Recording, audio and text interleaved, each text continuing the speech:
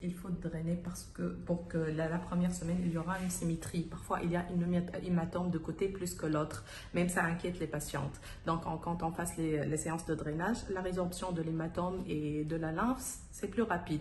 Et il y aura la symétrie très vite de visage.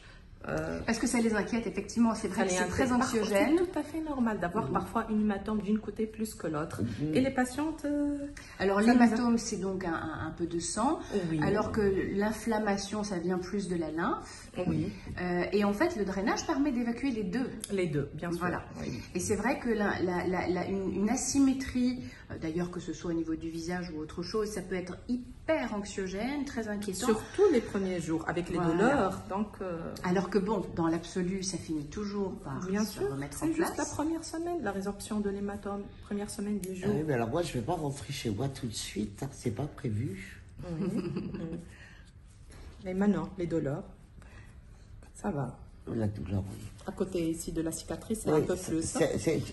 Déjà, j'ai l'impression que ça m'a assoupli déjà la peau. Ça, c'est incroyable. C'est la sensation que j'ai là. Par rapport à quand elle a commencé, qu'elle touchait, c'était très dur. Et là, je sens déjà qu'il y a une souplesse qui est en train de s'installer. Alors ça, parce que ça, que ce soit le visage, que ce soit... Peu importe. Ouais. Ce sentiment un petit peu cartonneux au début, au niveau de la surface, des zones qui ont été traitées. Ah, c'est vraiment impressionnant, de la façon quand tu touches. Pour la partie cervicale, elle ne peut pas se tourner, elle se tourne en bloc. Ouais. Au début, après la séance, elle peut tourner le visage. Je vais pouvoir tourner le cou alors qu'il n'y a pas touché. Ah bon? Oui. Parce qu'elle n'a pas touché le cou, hein? Oui. Non, en fait, c'est ici. Oui. On a fait tout ça. Donc, c'est ici que tu sens comme c'est du carton. Ah oui, oui. C'est ça qui t'empêche pour ne pas être très active. Souple. Voilà, c'est ça. Ça manque de... Oui. Ça manque de souplesse. Mais donc, c'est vraiment très important. Finalement, c'est toujours, on essaye toujours d'expliquer aux patientes qu'effectivement, avant, qu'est-ce que nous disent les patientes? Elles nous disent, mais enfin, avant, ça ne se faisait pas, ça ne se pratiquait pas.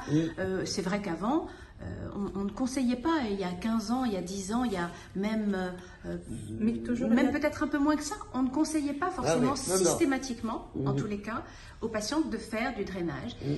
En tous les cas, ça accélère, on est bien d'accord, ça accélère grandement. En médecine, il y a des nouveautés. Bien sûr.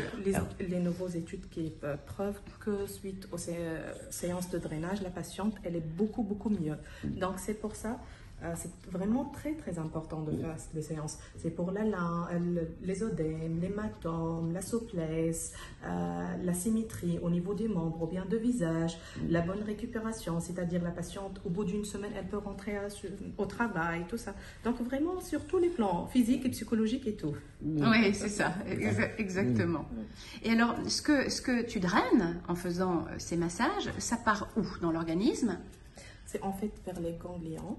Et ensuite, il va rejoindre la circulation de retour, il va être filtré. C'est tout un système circulatoire.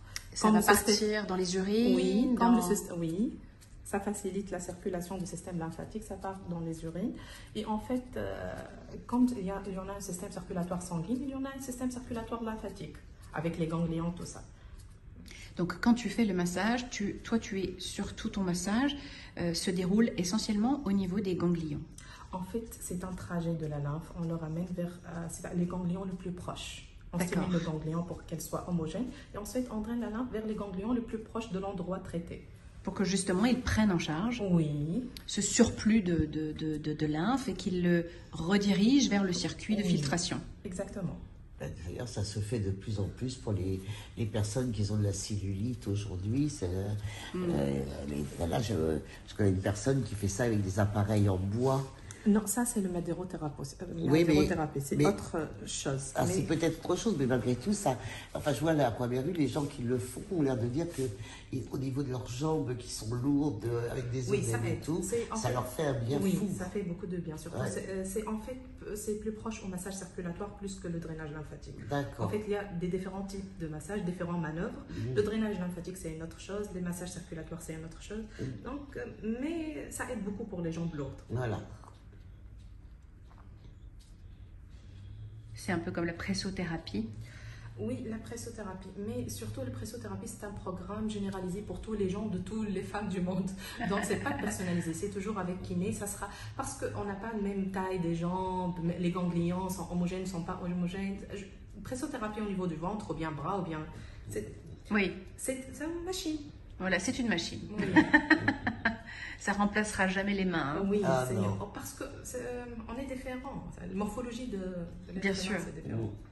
Donc le drainage, il est vraiment recommandé de le faire manuellement. Oui, mais toujours on demande au médecin à quel jour on commence. Si cette vidéo vous a apporté une information intéressante ou vous a aidé à affiner votre réflexion sur nos services et sur votre projet, merci de la liker et n'hésitez surtout pas à la partager avec d'autres.